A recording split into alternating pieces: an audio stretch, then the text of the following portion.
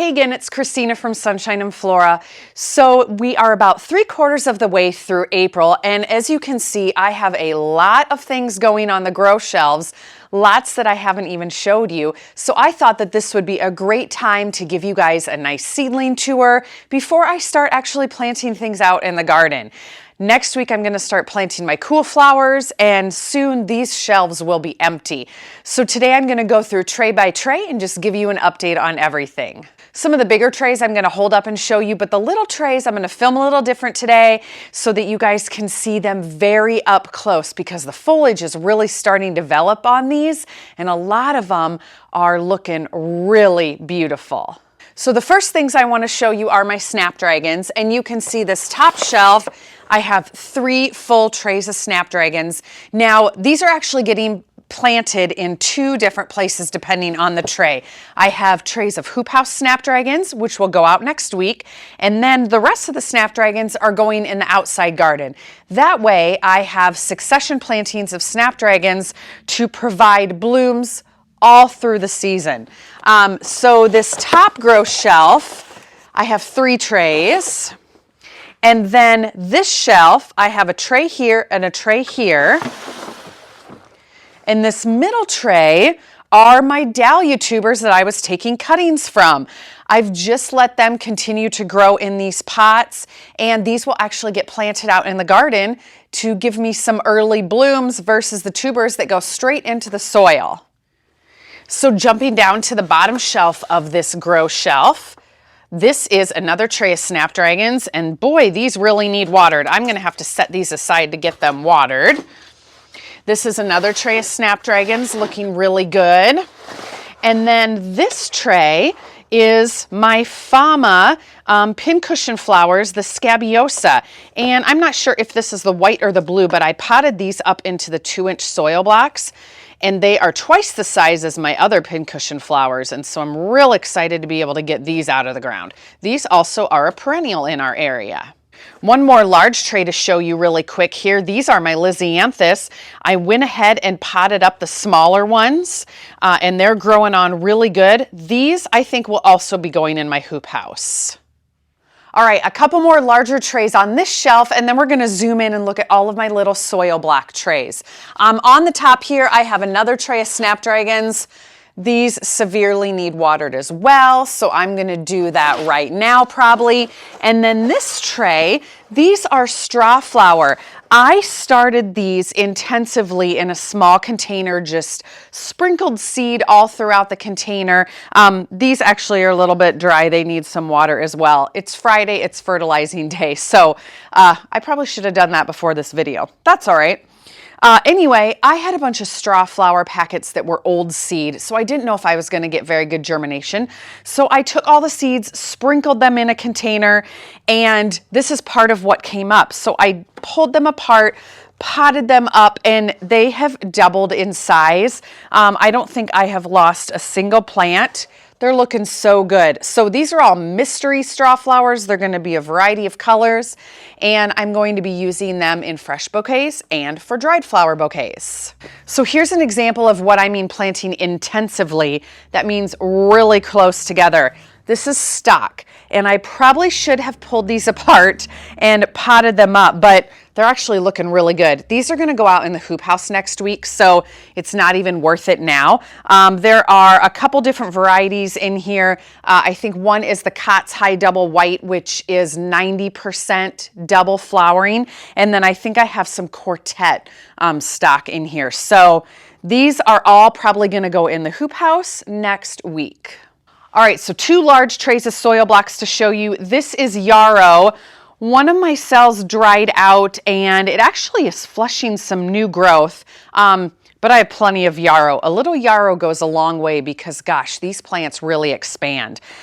So this is all going to be planted out in the garden probably pretty soon, because yarrow is a cool flower, and it will just continue to develop and fill in and thicken every single year.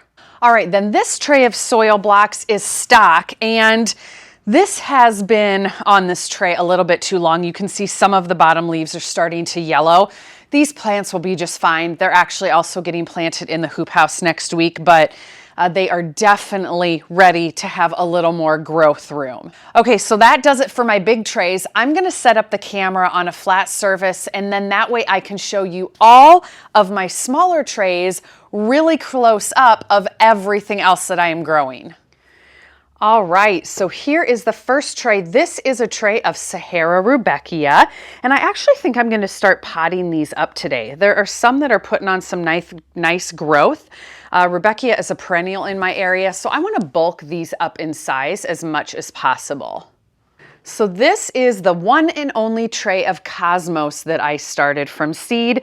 All the rest of my Cosmos are going to get direct sowed into the garden, but I wanted a little bit of a jump start. They're putting on some really nice growth. This is the Afternoon White. They're getting really nice and tall, which is fun. So I have 2 trays of Amaranth that I started. This is a brown variety, looking pretty good. And this is a red variety. These are going to be planted fairly closely together this year for smaller stems. I really enjoyed the Amaranth last year in the fall, in September in my fallish bouquets. So 2 varieties are going to be good for me this year. So now we're going to get into all my celosia. I think I have 6 trays. This is the Sugar Spun Celosia from Flora.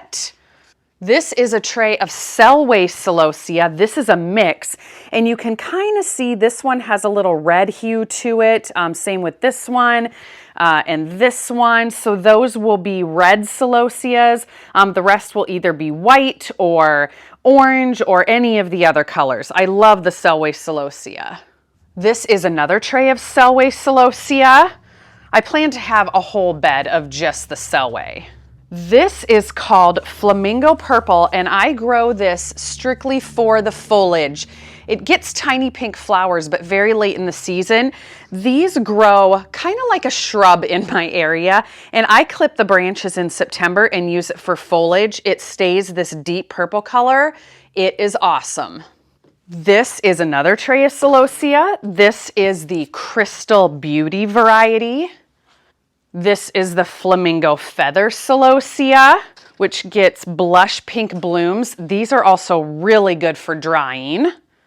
And the last celosia is another Flora variety. This one's called Raspberry Lemonade. All right, I'm gonna put 2 trays up here at the same time for you guys. This is, let me get it in the frame there. This is Magic Single Feverfew, and these plants were actually plucked out of some Lizzie-anthus that I started. This seed was mixed in somehow, and they were in soil blocks a little bit too long, so I actually just got them planted up in these trays of soil. They're putting on some really nice green growth, as you can see. Feverfew is a perennial in my area. Magic Single happens to be my favorite, so these will just be some good extra plants in addition to the other ones that I've started. These seeds are nice and tiny. Hopefully you guys can see those in there.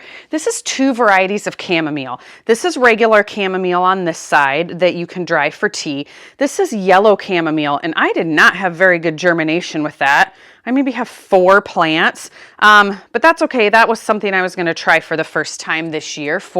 This will be for cutting, this will be for tea. And this is another new one to me this year. This is Clary Sage. And I saw, maybe it was North Lawn Flower Farm. I could be wrong. Maybe she used it, but I really wanted to try this as a foliage. So I'm excited to see what this looks like this year.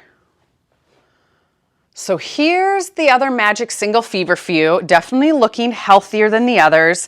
The others will come back, but this Feverfew, it just looks absolutely amazing. Here's another tray of Feverfew. This is the Snowball variety, one of my favorites from last year. A little shorter, but I was able to use it in my mini bouquets. Here's a sad little tray of Rudbeckia. This is Prairie Sun Rudbeckia, and I don't know what's going on with this germination. I think maybe the seeds were old. I do have some nice looking plants. These will also get potted up today. Prairie Sun Rudbeckia is also probably my least favorite. It's beautiful, but the bugs here flock to it. So I only like to grow a little bit anyway.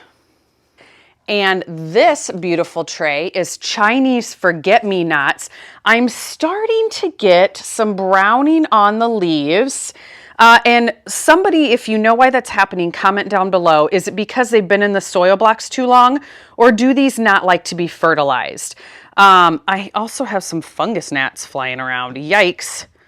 But anyway, if someone knows why those are turning brown, let me know. I probably need to get these planted outside fast. All right, Status. Status is one of my favorite fillers. This is 40 plants of blue Status.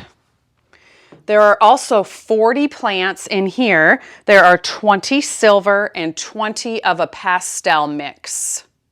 So this is a tray of honeywort, and these were seeds that I saved.